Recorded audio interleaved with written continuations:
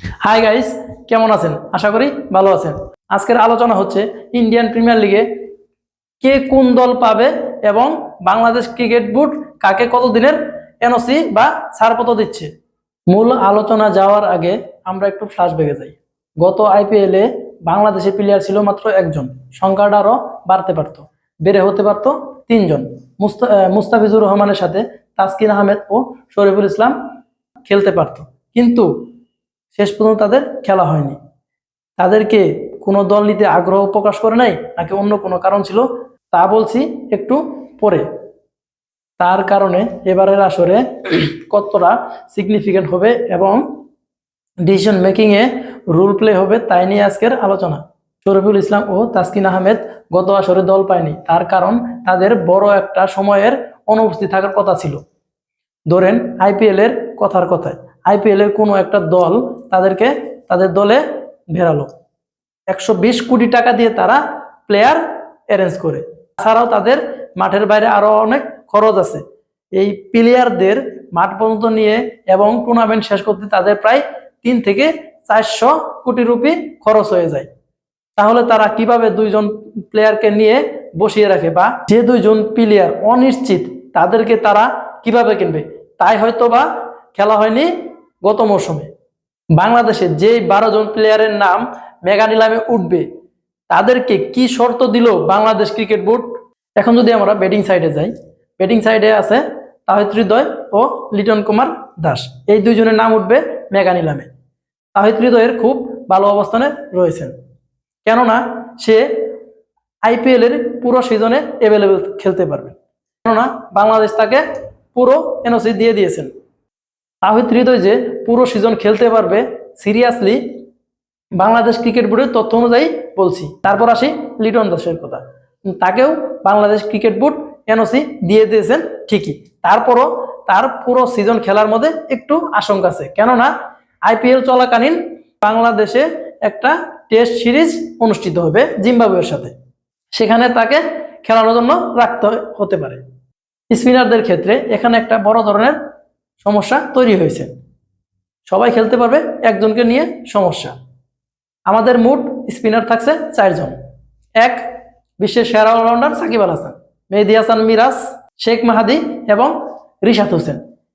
এই 4 জন থেকে 3 জন পুরো সিজনের জন্য অ্যাভেলেবল, কিন্তু সমস্যা একজন, মেহেদী হাসান মিরাজ।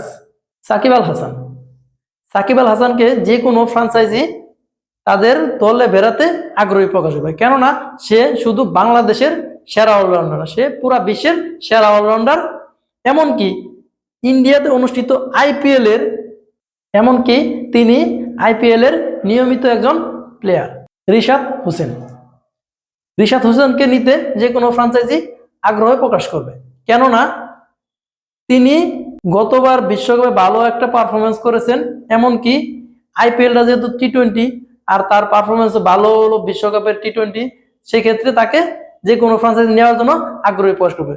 এমনকি তিনি লেগি, আবার দেখেন বাংলাদেশ ক্রিকেট বোর্ড তাকে পুরোপুরি এনওসি দিয়ে দিয়েছে। শেখ মাহাদি, তারও দল পাওয়ার একটা বড় সম্ভাবনা আছে, কেননা সে ভালো বোলিং করে, এমনকি ব্যাটিংয়েও তিনি ভালো, একজন অলরাউন্ডার হিসেবেই তিনি নাম লিখিয়েছেন।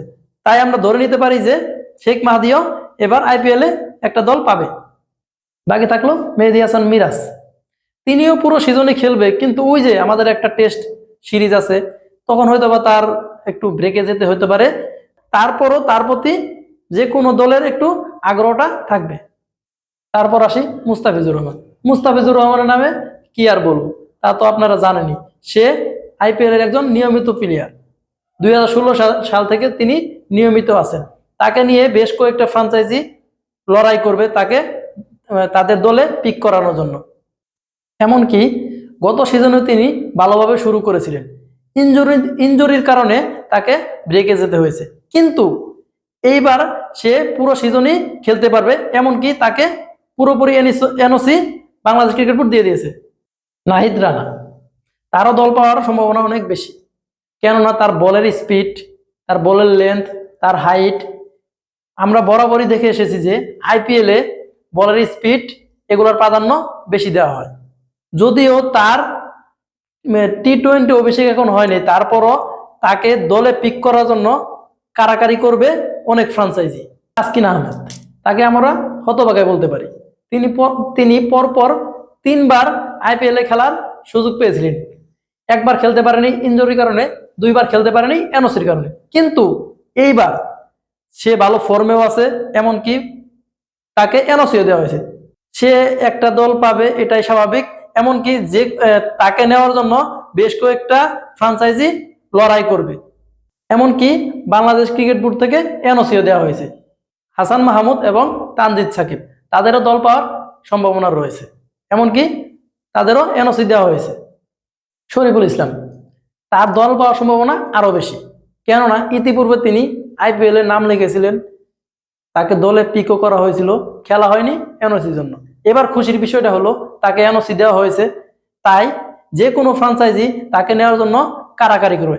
এতক্ষণের আলোচনায় আপনারা অবশ্যই বুঝে গেছেন যে আগামী 24-25 তারিখের IPL এর মেগা নিলাম অনুষ্ঠিত হবে সৌদি আরবের জেদ্দায়। সেখানে আমাদের 12 জন প্লেয়ারের দল পাওয়ার সম্ভাবনা অনেক বেশি। আপনারা যদি একমত হন জানাবেন কমেন্ট বক্সে।